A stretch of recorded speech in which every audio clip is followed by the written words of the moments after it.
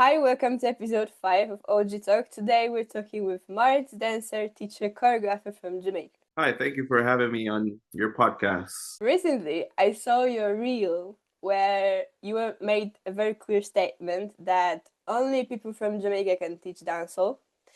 And that statement caught my attention because it felt very clear and firm, and maybe even a bit absolute for the times we're living now.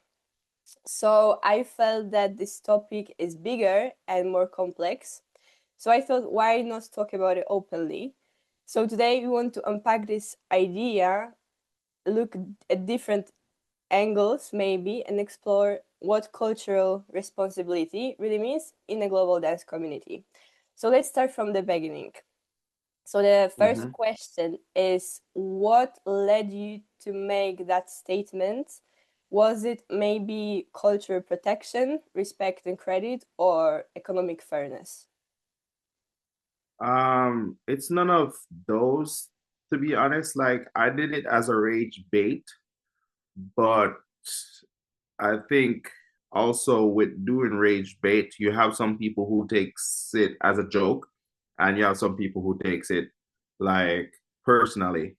And in perspective, if people who take something that I said personally, I think they have like a problem within themselves, or they have a problem that there is a problem that needed to be fixed or sorted out. Because like in a perspective, like um they have access to the culture, right? In perspective, as dancers to the dancehall community, they have access to the culture, they have access to everything of the sort. But whenever it comes to the reciprocation or like giving back or something, none will actually give back, only in a particular way where there have been like statements like special treatments, or they're giving back to particular groups are not wholesomely, there's other dancers who literally are being underrated or underdogs, but not getting that type of foreigner support, foreigner love, foreigner enlightenment to feel like the culture could continue on, or there's like space for new teams or space for new dancers who feel fulfilling to be like, hey, this dancehall culture is much more than just only Kingston, Montego Bay, and Ocho Rios. Other parishes, there's other dancers too. There's other creators, and like, don't keep it on a buck where it's you're going to the same teams over and over, and it's now becoming cliched. Or it's now becoming like a hype thing.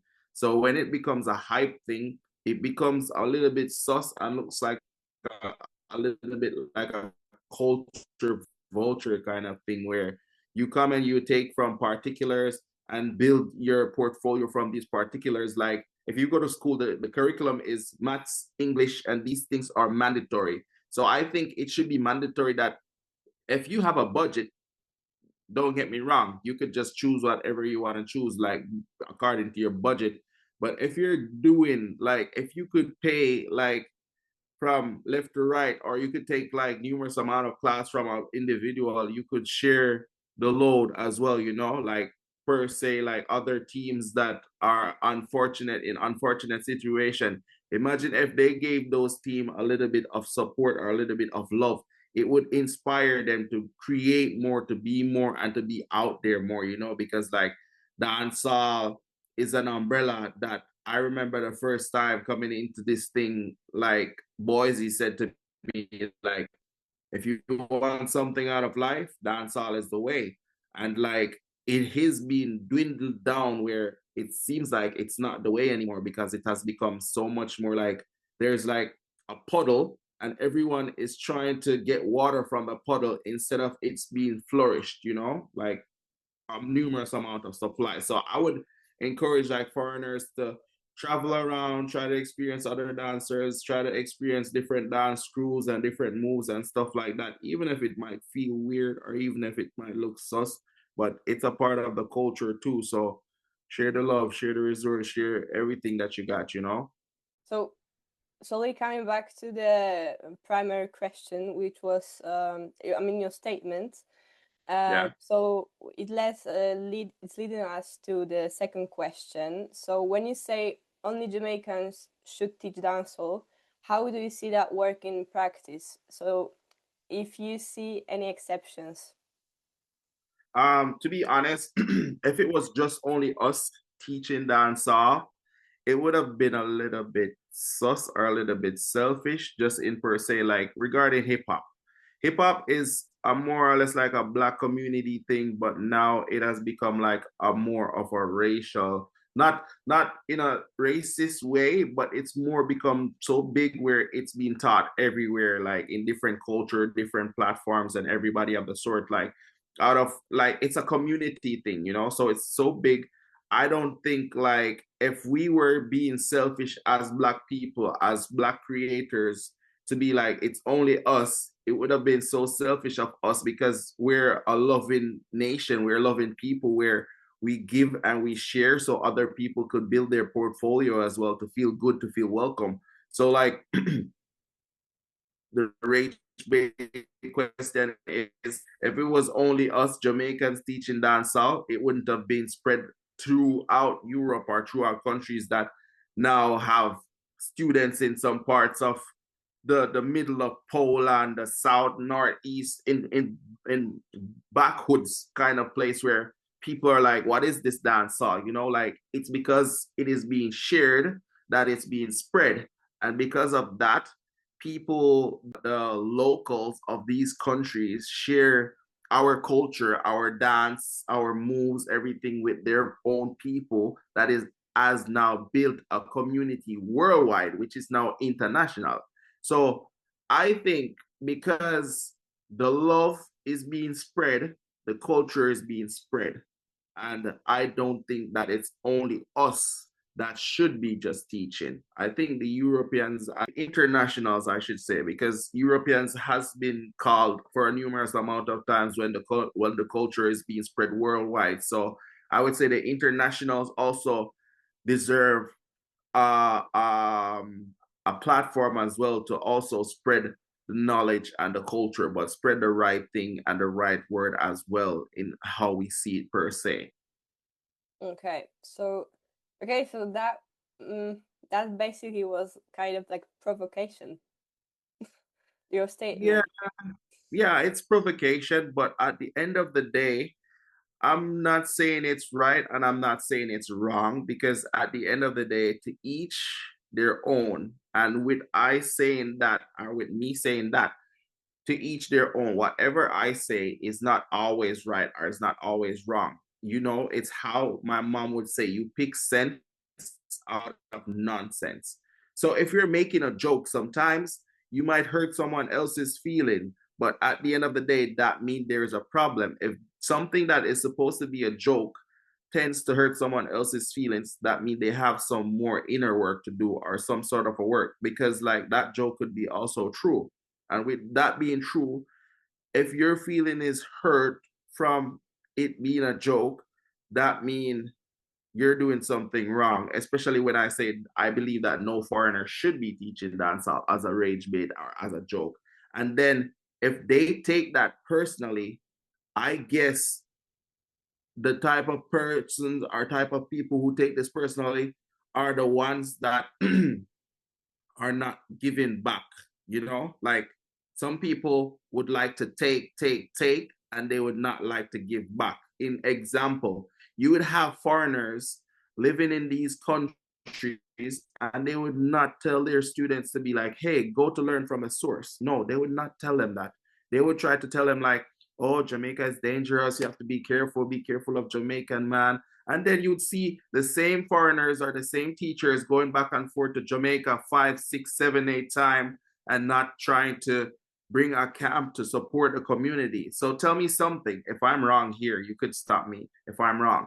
But in that perspective, you're telling your students it's dangerous for them, but wasn't it dangerous for you as your experiences? You have been going back and forth 5, 6, 7, 8 times, and then you're going to come up with some half assess explanation or excuse to be like, oh, they don't have the money or so forth. You don't have the money as well, but you save. They could do the same thing as you. They don't might have the same jobs or support, but they could get the support to come. Like, try build like a foundation plan where everyone saves this amount every month in regarding per for going to the trip to learn from the source. But if you just want to learn from the source to come back to teach them over and over and over again, then that means you're freaking selfish. You feel hurt by my rage bait thing that I threw or I tossed out there. So I feel that a lot of these teachers that are not influencing their students to learn from the source is feeling bitter. And then also another thing in perspective that I might say that's coming from a next side is a lot of teachers, when they bring students to Jamaica, their students tend to like learn from the source, and then later on they be like, oh, I want to teach, I've been to Jamaica so I could become a teacher automatically. You get what I'm saying? And the teacher has been going for 5, 6, 7, 8 years, and the student just go 2 year 1 year and be like, oh, I'm ready, I'm ready to be like a teacher. So teachers in Europe are pretty scared of that being like some sort of a competition, or that being the path of losing a student who now becomes a teacher. So it's like dancehall is for everyone, but it's also some restrictions where people want to restrict some people from going higher or further or having a dream as well. I'm not saying just because you are going to Jamaica 5, 6, 7, 8 times, have you the right to discourage your student from becoming a teacher. You could show them the right path, but at the end of the day, you do that with love and share. Even though dancehall is a love-hate kind of things at time, but what can I say? What can I do? And that's just a deeper thing towards my rage bait. Okay, so I will just address two because there are two things I wanted to address. First is you said that people who saw your statements and feel offended, they have a problem as the teachers of dancehall. Did I understand correctly? Yeah, like they understand. Like for me, if I was the foundation of dancehall, which I am a foundation, but I am not the whole foundation. I am a foundation. My team, my crew. From my perspective, well, dancehall dancing has way less respect in this now present time. In my perspective, I didn't feel offended by saying it. I just felt like it created mixed messages because not long ago I saw, for example, an advertisement of Latonia training program for teachers, and then I saw a statement. I was like there, like people have very like different approaches, like very different, like so like 1-0 black and white uh opinion on that. So I was just confused maybe, and Oh, each all time, right, all right. yeah, each time, and when I like see those absolute like statements that, for example, like only Jamaican creators can teach dancehall, and like 1-0 approach, so it just puts me off. Yeah, I do not feel comfortable like even advertising myself or like saying to someone that I can give them a class. If I teach a dancehall class, for example, of course I'm passing the knowledge, but I'm trying to act as a bridge rather than replacement, so we can support people from there even buying online class. So it's very, very easy comparing what was, let's say, 10 years ago. so the thing is, all right, I can't wrong Latanya from where she's coming, because like she is giving teacher class to females to learn more about their bodies whenever it comes to dancehall flow, and also teaching and her set of moves, because like her set of moves are being used broadly. As females, her set of moves are used broadly because they got flow, they got a nice groove and everything of a sort. I can't wrong her to create like a course or to teach these people to show that they're qualified to be educating other people. You get what I'm saying? Because they're learning from a source. But learning from the source doesn't mean that you can't add your little magic to it and stuff like that. When I said what I said it as a rage bait where it caught some people's attention to get the message, you know, because a lot of times people throw this out there. Only Jamaicans should be teaching. I don't believe that only Jamaicans should be teaching because that would be fucking selfish. If we're the only one teaching, then how do we spread the knowledge? Yeah, exactly. How, if Bob Marley didn't step out of Jamaica, then how reggae music would have spread? Get what I'm saying? How other people would feel inspired to want to come into the genre, to do reggae music, to be, no, it's not a selfish thing. It's not for Jamaicans only, it's for everybody. But the only thing is the lack of respect in some cases where I compare Afro dance, the Afro scene and the dancehall scene. Two different scenes, but who has a bigger impact? Fucking Afro. You know why? Because they don't even have to show the respect of what they do. They promote one step per annum or month, and the whole community is doing this. Dancehall is so much shared that you have different teams, different crews, and they're creating steps from different crews. So the Europeans know it's confused what to pick or choose, what they feel, what they like, what they have to choose from. So it's like you go to the supermarket and you see chicken. Chicken is being sold. You see chicken from Poland, Sweden. You don't know which one of the chicken you want to choose because chicken is being produced everywhere. But what if chicken was just being produced and it just have one name, one brand, chicken? Everyone would buy chicken. But But now, okay, I will not agree with you right now because let me be specific. Like, what do you mean by Afro dances? Are like there are many Afro dances, as many as yeah, but there are countries many. in Africa. All right. Yeah, there are many different countries that pushes different dance move at time. All right. So, all right, we're gonna take Guara Guara, or how is it called? Yeah, I don't know which country it comes from. I don't do my research on these because I'm not doing Afro. But the thing is, Guara Guara has been done when it came out in the time period it came out. It has been done in multiple different countries. They know where it is come from. They know the creator and everything.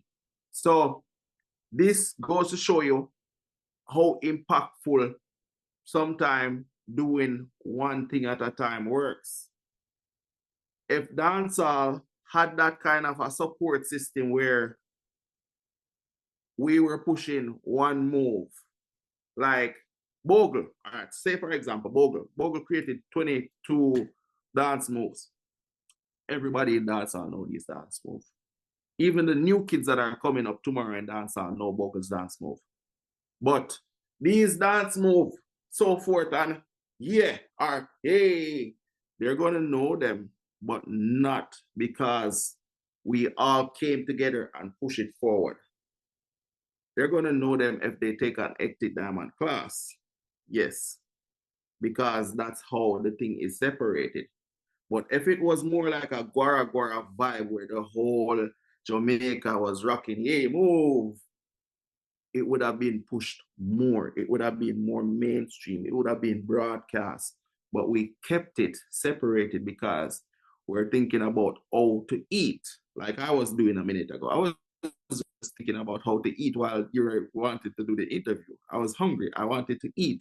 But what if I wasn't focused on eating and focused more on the interview? That would have been so much more impactful to say, I'm taking your time seriously. So if we come together as a subculture to push forward one at a time, perfect, unstoppable. But at the end of the day, we all have our mix. You want granola, I want cornflakes. Someone else want frosted flakes. Another person want Cheerios. Another person want Nesquik. yeah. Basically, what you're saying that you want like there to be like the unified Exactly. Unity in the community. unified position like in between people like original creators. Exactly. Coming to the end, Now I wanted to say to ask, because you said that of course we should direct to the source, credit, and empower other groups of creators than just mainstream, let's say. And is there anything more to make teaching respectful? To make it more respectful, I think we just need to give the proper information and not to misjudge and misguide stuff, and to have this sort of um mixing business with pleasure relationship where sometimes it get disrespectful, because in dancehall, all the students are adults, and I get it. Majority is males to the count of females whenever it comes down to us as teachers in Jamaica. But as teachers now, to make it more respectful, I think we just need to give our history, our creation, and give it the right way, and give it in a more respectful format where the students learn and everybody goes home happy. They go home happy and we go home happy. That we have given onto our knowledge, passed on our knowledge to someone else that's gonna broadcast it out there. And Yeah. so it kind of leads to like possible solutions, because it's really, really still open discussion, let's say. It feels very, very complex. And what do you think about certification led by Jamaican creators? Because this is maybe, I think this is something which might have like put some control what people pass on. Well, all right. In regarding that, I see no problem with it. But if you're going to give certificates to teach, I think do it in a way where um you're gonna copyright some stuff. And if you're going to do that, like for say in some sort of control, because like I think sometimes the culture can be outrageous or out of hand where you have some people getting up saying they're doing dancehall and they have never done dancehall in their entire life. Some hip hop teachers or some house teachers be like, oh yeah, dancehall fusion or dancehall class, and they don't even take like a class from authentic Jamaican or anything of the sort. And they're like these kind of things. Now the certificate comes in play where fails. It's a safe.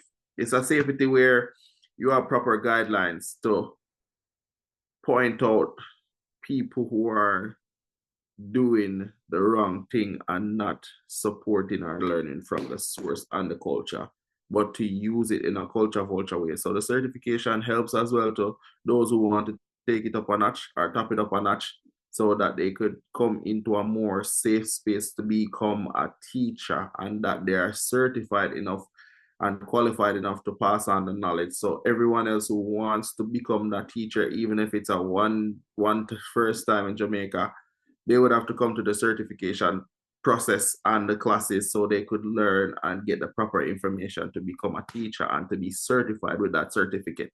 So I think as well, like hip hop OGs, example, hip hop OGs would be teaching 14, 15, not even that. They would be learning 10, 15 years before they even start to be like, yo, I'm an authentic hip hop teacher, because that's how complex it is. No, dancehall, as Boys and Roses said, even the crazy guy on the street could come into dancehall and just create two moves, and then next week he's going on tour and be like, yo, me, this madman, big up, me in a place, and he's a certified teacher just because there's been no caps on these things to control. But at the end of the day, that's just my opinion still. So yes, yes, yes. So yes. Yes, because I think obviously being a dancer and being a teacher, those are two different things. And Exactly. yeah, so I think that's a great idea, and I would definitely be a part of it. If something like this is being created. And I thought about a second idea, which is maybe a bit abstract, because obviously the knowledge have been passed orally, right? By speaking, not by writing. And I thought maybe how to unify the public statement according to, let's say, mandatory crediting of origins and every like rules. So maybe there can be like clear, let's say, teaching ethics, even written, or a body of institution, let's say, which tells like official statements, and this unifies everyone. But this is, I think this is a bit abstract, because it's very hard to write something what have been passed on only verbally.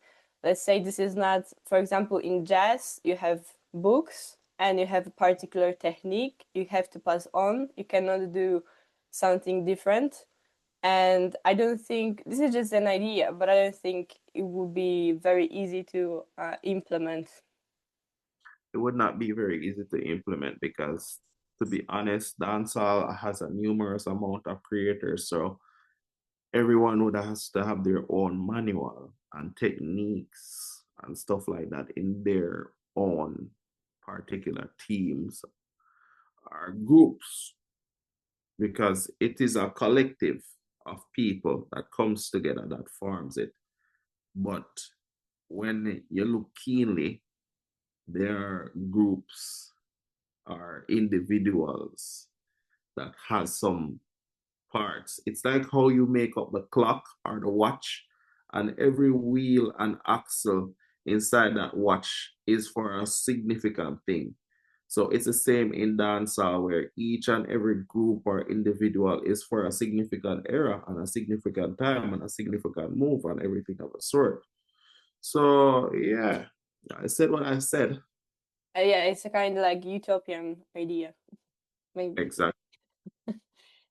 Okay, so we're coming to the end of this episode, and generally, I think what seems clear is that this is not a simple issue. It's very, very complex.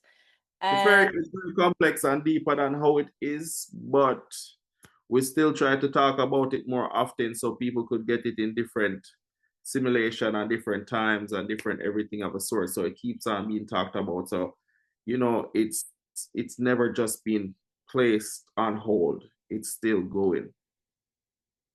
yes, yes, and meanwhile, when it just went globally, I think it's like talking about it is very, very building, instead of like creating maybe conflicts, because I also felt like there were some conflicts, like some people I knew, for example, from my surroundings, just like, for example, left dancehall, just felt that this is very limiting. And Exactly. I personally I had a similar feeling. That's why I just kind of pivoted to like different styles. And but yeah, it was very great to talk about it. Okay. Thank you for having me. Thank you for enlightening the talk and everything of a sort. This definitely might not be our last time collaborating or anything of a sort, but yeah, the general. So big up your damn self. This is Mardz from Team One Motion, and yeah, just thanks. Or you said Jenkuya or something like that. So yeah, Yes. So, oh, I forgot to mention that our links will be below the video or below the podcast. So, you can check it out and see you in the next episode. Thank you. aye.